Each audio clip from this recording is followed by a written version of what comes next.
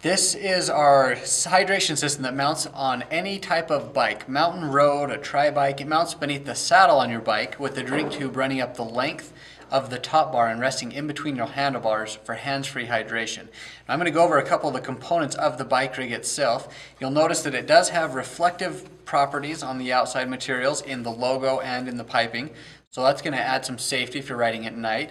There is the attachment for a bike light if you prefer. And you'll notice there are quite a few different compartments of the bike rig.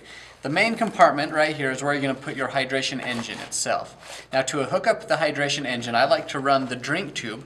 Right here there's a little bottom, there's a hole at the bottom for it to run that through. And I'll just pull it all the way through. Connect it to the hydration engine, drop it down in there, and then just pull this tube out to get that slack out. So very easy to attach. One thing to be aware of is you don't want to put this in and then pressurize it with the air tube before you zip it closed. You always want to zip it closed first, because it's going to be really hard for you to zip it shut if you pressurize it first. So you'll zip that shut and you're going to be good to go with that. Your drink tube you can run. A lot of people prefer to put the drink tube inside the secondary compartment because these two compartments are attached at the bottom with a short little tunnel. So you could run the drink tube, or the air tube rather, inside here to store it, but other people will prefer to store it on the seat post or the top bar, and we'll show you those options a little bit later. Now with these compartments, you do have a zippered pocket in here with elastic daisy chain loops. And this allows you to carry a 1 ounce inline geigerrig filter. You can carry some shot blocks, some CO2 cartridges, whatever you might need that you want to be secure and not flopping around in there. You could carry a small pump in there if you needed to. Zip that closed and you'll notice you do have a small elastic compartment here. I just threw another gel in there for quick access, but you can put your tubes in here, a lightweight rain jacket, whatever else you can fit. And there might be a little bit of space in the hydration engine compartment as well, but this is going to be your main compartment for your tools and other components. Zip that closed and it's ready to attach to the bike itself. When you receive your geigerrig bike rig, it's going to come with this spacer. So a spacer may be attached right here, or it may just be separate in the packaging. Either way, what the spacer is for, it's on some bikes you may need to set the bike rig off of the seat post just a little bit more. So you can see this is going to add, a fraction of an inch to that. And if you do need this on your bike, it's very easy to attach. You're going to notice there are 4 teeth right here. So you're going to just attach the 2 teeth on the bottom, snap the 2 teeth over the top, and then you're good to go. And then this strap is going to just strap to the seat post like normal, but that's going to take up some of that space to allow you to take that off, set it back from the seat post if needed.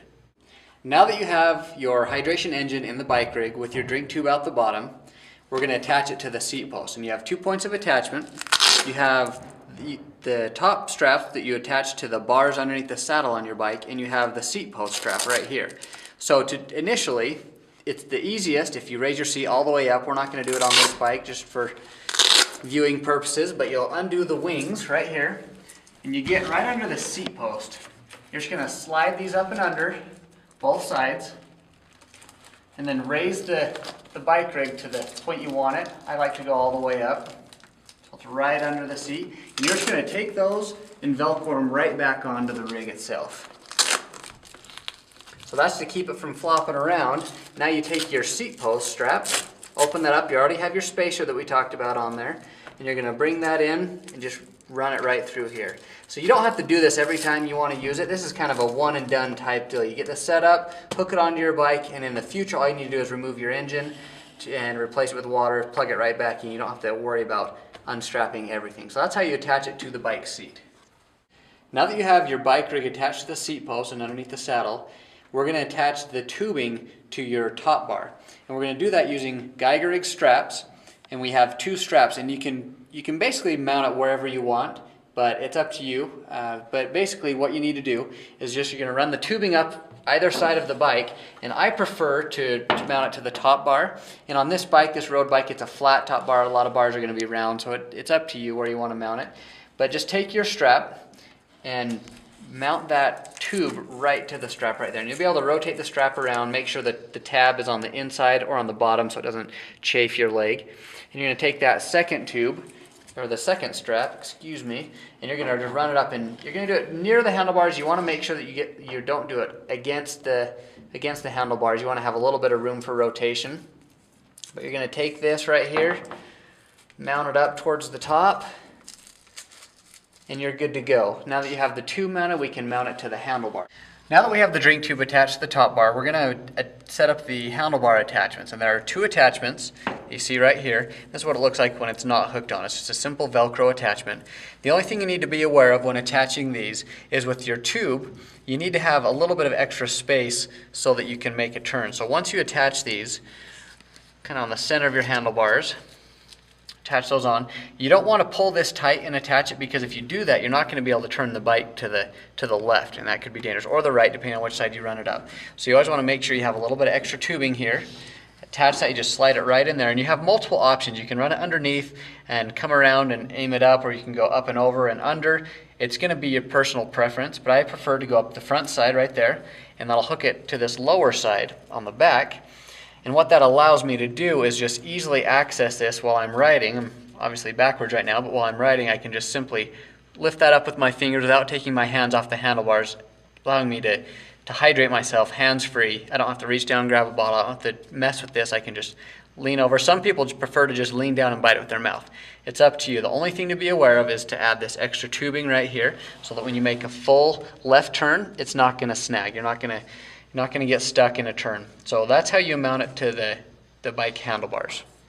So there's one more option to mounting the drink tube to the handlebars. You don't have to mount them both right here. Another option is to mount one of them on the stem post right here, which gives you a couple more inches of drink tube. And what you do if you want to do that is you'll just take off the first attachment. You'll strap it right here around the stem post. You can secure that on. And then you can just attach this right here. And the nice thing about this is it will spin with the stem post, depending on where you mount it. So mount that right there. And what that gives you, it still allows you to mount it in the same secondary attachment right here, but you'll notice it's quite a bit longer, probably 2 or 3 inches longer. So now some riders will like to actually just grab that and take it off and bring the drink tube back to them. So it gives them a lot more space. They can easily reach their face without bending over too far.